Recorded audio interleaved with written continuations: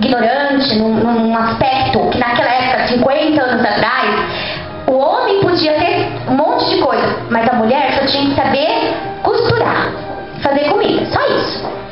E as minhas tias, elas tinham uma visão de crescimento. E eu tinha uma tia que ela começou a costurar e ela começou a ganhar dinheiro costurando. E aí o que ela fez? Ela pegava o dinheiro dela e ela comprava, sabe o quê? Você vai ficar comprando um montão de roupa? Ela comprava boi, bezerro. Só que o meu avô não admitia que mulher poderia ter alguma coisa. Somente os filhos homens poderiam ter. Era um machismo da parte dele. E aí a minha tia pegava os bois que ela comprava e colocava lá no curral pro meu pai. E falava, não fala que é meu não. Deixa eu explicar que é seu. E o meu pai colocava lá no meio dos bois lá e meu avô nem prestava atenção. Aí um dia, essa minha tia resolveu se casar. E em vez dela casar com um homem fazendeiro, que o meu avô queria que ela casasse com um homem fazendeiro, não, ela casou com um homem simples. Um homem que não tinha nada, nem um pedacinho de chão para plantar um pé de milho. E o pai dela era um fazendeiro. Aí meu avô falava, nossa, você vai casar com esse homem que não tem nada? Ela dizia, vou casar com ele. Sabe por que eu vou casar com ele? Ele não tem nada, agora. Mas ele tem boa vontade, ele tem caráter. E ele tem vontade de crescer. Ele tem visão das coisas. Então, por causa disso, eu vou casar com ele. E aí, quando ela se casou, no outro dia, ela foi buscar as coisas dela. E o meu avô começou a ver que o curral lá onde tinha os bois lá do meu pai, lá dos filhos dele, começou a diminuir. Ué, o que tá acontecendo? Cadê? Tá faltando umas vacas aqui? Tá faltando o quê? Aí o meu pai falou assim, que a Vera levou pro sítio dela. Pro sítio? Mas na verdade meu avô já sabia. É que ele queria fazer de conta que não estava vendo. Pra não falar que estava quebrando a autoridade dele, ele deu risada e falou, eu já sabia que ela tinha feito isso. E ela foi pro sítio, umas casinhas simples, lá no meio do mato. Carregava água, não tinha nem água encanada. E ela fez uma horta bem bonita, plantou um jardim bonito na beira da casa. E ali, ela começou a batalhar com ele. Sabe o que aconteceu? Anos passou. Teve os filhos, Deus foi abençoando, mas ela tinha uma visão de crescimento. E o marido também. Sabe o que aconteceu? Os dois trabalharam juntos. Hoje, essa minha tia tem 5 fazendas. 5 fazendas! E ela casou com um homem que não tinha nada. E hoje tem 5 fazendas. Aleluia! E aí eu fico vendo que, eu sempre achei linda essas histórias. E aí quando eu cresci, assim, eu falei, Deus, eu quero, um dia que eu for me casar, eu quero um homem que tenha visão de crescimento. Não quero um homem rico, eu quero um homem que tenha visão de crescimento, porque eu vou ajudá-lo a crescer. E é isso que eu vou dizer pra vocês, irmãos. Quando eu comecei a namorar com meu esposo era de uma boa família, mas ele não tinha, ele só tinha 18 anos. O que um rapaz de 18 anos tem hoje? Não tem nada. Quem tinha era os pais dele, quem tinha era meu pai, mas eu e ele não tinha nada. Nada. Mas nós tínhamos o quê? Visão de crescimento. E aí nós nos casamos, antes de casar, comecei a namorar, eu tinha 1 mês de namoro. E aí o meu sogro, como educação, meu sogro é espanhol, educação do europeu é um pouco diferente. O meu sogro tinha 2 carros e ele queria dar um carro pro filho, que era o meu esposo. Ele deu um carro. Tinha 18 anos, fez 18 anos, eu vou dar um carro pra você. Só que eu não vou te dar o carro. Dar o carro assim. Eu vou, na verdade ele deu o carro, mas ele quis fazer uma forma só pra ele poder valorizar. O carro, vamos imaginar que o carro valesse, uns 14 mil na época, um exemplo. Meu sogro disse, você vai pagar nesse carro 4 mil. 4 mil, eu quero que você me dê 4 mil. Só isso, um exemplo, assim. E você vai me dar aos poucos. Cada dia que passar, você vai me dar um pouquinho mais. Cada vez você me dá um pouquinho. Pra fazer o quê? Ele valorizar.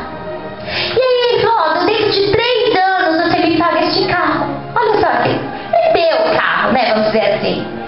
Aí meu marido, que na época era meu namorado, tinha 1 mês de namoro comigo, falou assim pra mim, olha, eu vou ter que pagar este carro durante 3 anos.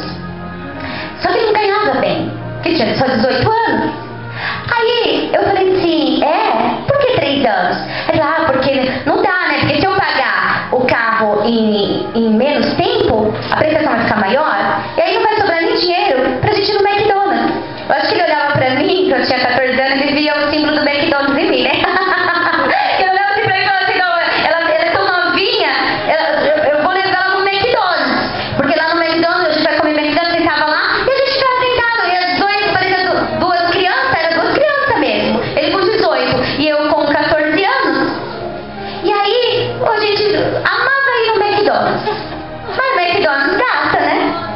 E aí, ele simplesmente, ele falou assim, então a gente não vai nem, se eu for pagar esse carro em menos tempo, a gente não vai ter nem dinheiro pra ir no McDonald's. Eu falei, o problema é esse? Ele falou, é. Eu falei, sim, não. Pois então nós vamos fazer diferente. Nós vamos cortar o McDonald's. Você não vai pagar o seu pai em 3 anos. É muito tempo você pagar esse carro. Você tem que pagar esse carro em 1 ano. Ele falou, 1 ano? Mas aí se eu pagar 1 ano, a preço vai ficar alta. Eu falei, não. Você vai pagar em 1 ano. Paga em 1 ano. Sabe o que a gente faz? A gente economiza. Ao invés de ficar em McDonald's, a gente toma uma casquinha de sorvete de R$1. O quê? Você vai aceitar 1 ano? Tomando um sorvete de R$1 comigo? Eu falei, qual o problema? É assim, se você quer conquistar alguma coisa, você tem que abrir mão de alguma coisa. Gente, eu não era esposa dele, eu era namorada dele. Glória a Deus! Só tinha 1 mês de namoro. E eu só tinha 14 anos. Mas eu já tinha uma mentalidade de crescimento. Eu podia, tem mulher que quer explorar o cara, arranca tudo. Não, isso não é de Deus não. Isso é do diabo. Deus não quer isso. Deus quer união, Deus quer crescimento, Deus quer mentalidade. Porque Deus é o Deus da sabedoria, é o Deus que pode todas as coisas. Sabe o que aconteceu? Minhas amigas riam de mim. Ai, que horror! Você não sai pra lado nenhum, você só toma sorvete de R$1. Eu que não quero um namorado desse. Eu dizia, aguarde. Aguarde. Sabe por quê? Porque Deus me recompensou. Se você for fiel no pouco, Deus te põe no muito. Sabe o que Deus fez? Eu orava, pedia, Senhor, abençoa, abençoa, abençoa ele, abençoa a minha vida. Se for realmente da tua vontade, tudo vai dar certo, tudo vai colaborar ao nosso favor. Eu profetizo a bênção na nossa vida. Sabe o que aconteceu? Passou 1 ano, ele quitou o carro do pai dele. Ele quitou. Ele quitou o carro, não tinha mais dívida. Sabe o que ele fez? Me pediu em casamento. Foi pedido em casamento. Fui pedir em casamento. Por quê? Porque ele viu que comigo ele ia ter um futuro. E eu vi que ele também era um rapaz de futuro. E Deus preparou o melhor. E Deus preparou tudo pra nós. Tudo. Eu casei. A princípio eu não tinha casa própria, mas também não pagava aluguel. Morava numa casa que era uma casa que meu sogro havia cedido pra nós. Falou, vocês podem morar aí o tempo que vocês quiserem, na vida de vocês não precisa pagar aluguel pra nós. Só que eu disse assim, nós não vamos ficar aqui por muito tempo. Sabe por quê? Porque nós temos que ter algo que é nosso. Gente, o que eu quero dizer pra vocês, irmãos, que a vida vem, às vezes vem coisas na vida da gente, você se acomoda. Às vezes Deus dá algo pra você, mas é pra você poder deslanchar e ir pra frente. Você senta e fica acomodado. Tem gente que se acomoda com a doença que ela tem. Tem gente que se acomoda com o emprego que ela tem, com o salário que ela tem. O mendigo se acomoda com a esmola que recebe e acha que no meio daquela miséria tá tudo bem.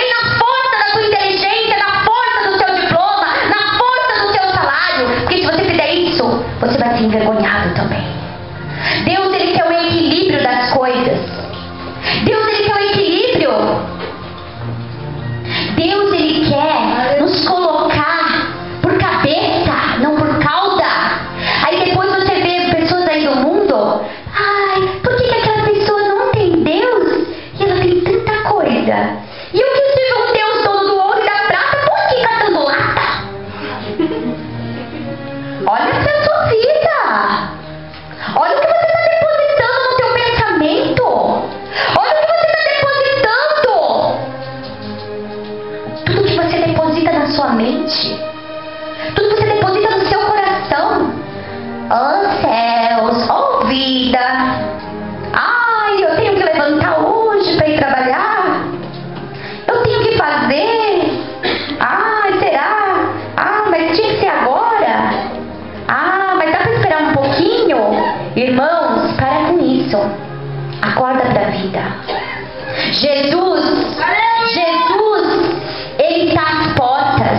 Nós precisamos fazer algo para Deus. Nós precisamos fazer algo para nós. Tem tanta coisa para ser feita nessa vida. Não só nessa vida, mas no mundo espiritual. Pessoas estão morrendo aí fora e nada está sendo feito. Eu vou dar um exemplo para vocês de um bombeiro, uma história verdadeira e verídica. Aconteceu nos Estados Unidos. Até foi a irmã ali que me contou. Linda a história. Triste também. Bombeiro tava lá, caminhão chega lá num prédio pegando fogo. Os bombeiros saem desesperados para salvar as famílias. E um bombeiro fica dentro da cabine do caminhão, testando um aparelho de DVD que ele queria presentear alguém, o chefe dele. E ele estava tão ali que ele precisava, porque ele pagou caro naquele aparelho de DVD, que ele queria impressionar alguém, o chefe, não sei, que ele estava tão ali atento em querer testar aquele produto, aquele aparelho, que ele se perdeu ali no mundinho dele. E uma família com pai, esposa e filho morreu queimada. O pai abraçado com a criança, queimado. Sabe por que morreu? Porque enquanto os bombeiros outros estavam salvando as outras famílias, aquele bombeiro que estava testando o aparelho, que era para estar lá salvando aquela que estava pedindo socorro, e nada foi feito. Eu quero dizer, aquele bombeiro, ele foi punido, mas a corporação dos bombeiros está revoltado com ele.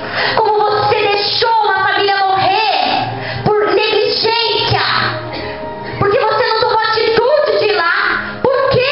Aí o juiz colocou ele lá no tribunal e falou: por quê? Conte por que você não salvou a família. E ele simplesmente disse: eu reconheço o meu erro. Eu estava tão entretido naquele aparelho, testando aquele aparelho, que eu não me dei nem conta do que estava acontecendo. E quando eu me dei conta, já era tarde demais. O juiz ficou tão revoltado. As pessoas na rua ficaram tão revoltadas. Falaram: esse bombeiro merece morrer. Ele merece morrer. E nos Estados Unidos tem